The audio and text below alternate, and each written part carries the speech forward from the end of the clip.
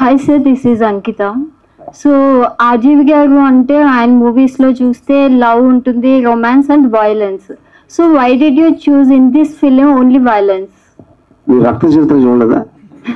చూసా సార్. సత్య చూడలేదు. అది బేసిక్, అది పాయింట్ అది కాదు. ఇది this is not a film, this is just one scene. ఆ సీన్లో ఒక గివెన్ కంటెంట్ రేపు పొద్దున్న నేను నాకు లవ్ సీన్ కూడా ఇవ్వచ్చు ఒక టెస్ట్ కింద. ఇక రైట్ నో ఈ పర్టిక్యులర్ థింగ్ అనేది ఇది డిసైడ్ చేసుకున్నాం. ఓకే.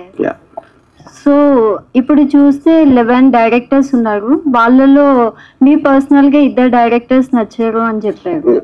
ఇద్దరు డైరెక్టర్స్ నచ్చడం క్వశ్చన్ కాదు. నేను అనుకునే ఒక కథకు వాళ్ళ టెంపర్మెంట్ సూట్ అవుతుంది అనిపించింది నా ఆల్రెడీ ఎగ్జిస్టింగ్ స్టోరీస్ లో.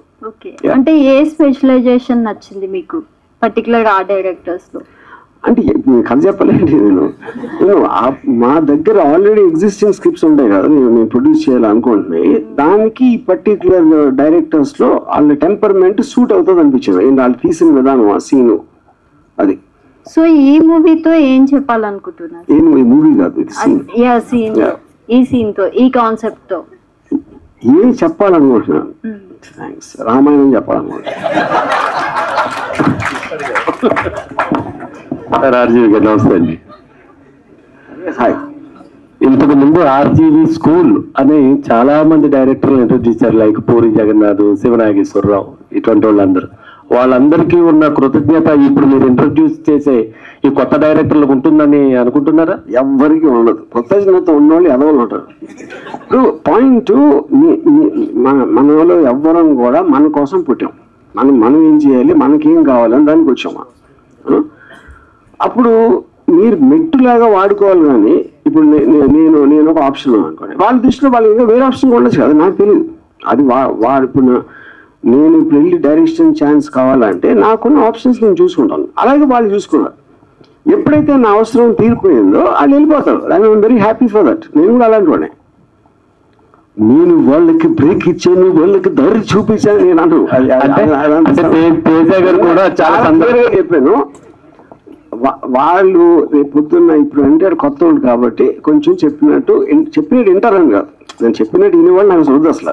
వాళ్ళకున్న ఇంటర్ప్రిటేషన్. ఎప్పుడైతే అది అంటే ఇప్పుడు రేపు పొద్దున్న ఫస్ట్ సినిమాకి నేను ఏదో కొంచెం నా ఎక్స్పీరియన్స్ తోటి ఏదో చెప్పచ్చు, వాడెవర్ సంథింగ్. రేపు పొద్దున్న సక్సెస్ఫుల్ అయ్యాను అనుకోండి, నువ్వు పోవాలంటే అయిపోయింది, నో ప్రాబ్లం. అండ్ అలాగే ఉండాలి.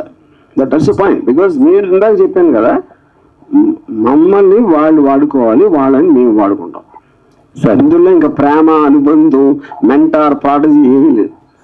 వెస్ట్ గోదావరి నుంచి వచ్చిన మీరు, వెస్ట్ గోదావరి నుంచి వచ్చారు కదా, ఈ గోదావరి జిల్లాల నుంచి ఎవరు ట్రై చేయలేదండి ఈ కాన్సెప్ట్ లో? ఒక్కటి కూడా కనపడలేదు అంటే షార్ట్ లిస్టెడ్ లో లేరు. అంటే అది coincidence. I don't think area wise అంటే చేసి ఉండొచ్చు. మాకు వచ్చిన 400 పైన దాంట్లో ఓకే, ఈ షార్ట్ లిస్టెడ్ లో మేబీ లేరేమో. ఓకే, నేను వెస్ట్ గోదావరి కదా. అవునవును, అందుకనే అసలు ఒక్కళ్ళు కూడా కనపడలేదు నాకు దాంట్లో. నెక్స్ట్ లాస్ట్ ఒక రీల్ చూసాం మనం, ఆ అబ్బాయి మిమ్మల్ని ఇంప్రెస్ చేయడానికే చేశాడు. అది 100%. కాల్చే ముందు జాము రాత్రి పాట రావడం, ఇవన్నీ అది బాగా మాకు కూడా నచ్చింది.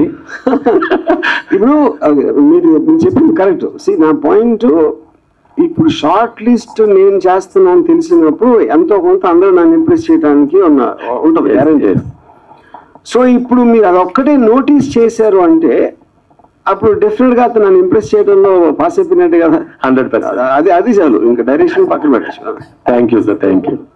ఇప్పుడు ఆపరేషన్ లేకుండానే మోకాళ్లకు ప్లాస్మా ట్రీట్మెంట్, మీ ఆర్థోపెటిక్ సమస్యలన్నిటికీ రోబోటిక్ టెక్నాలజీ ద్వారా తక్కువ ఖర్చుతో శాశ్వత పరిష్కారం, ఫ్రీ కన్సల్టేషన్, ప్రతి ట్రీట్మెంట్ పై 20% డిస్కౌంట్. ఈ ఆఫర్ కొద్ది రోజులు మాత్రమే, త్వరపడండి. V9 hospitals, 9281465842.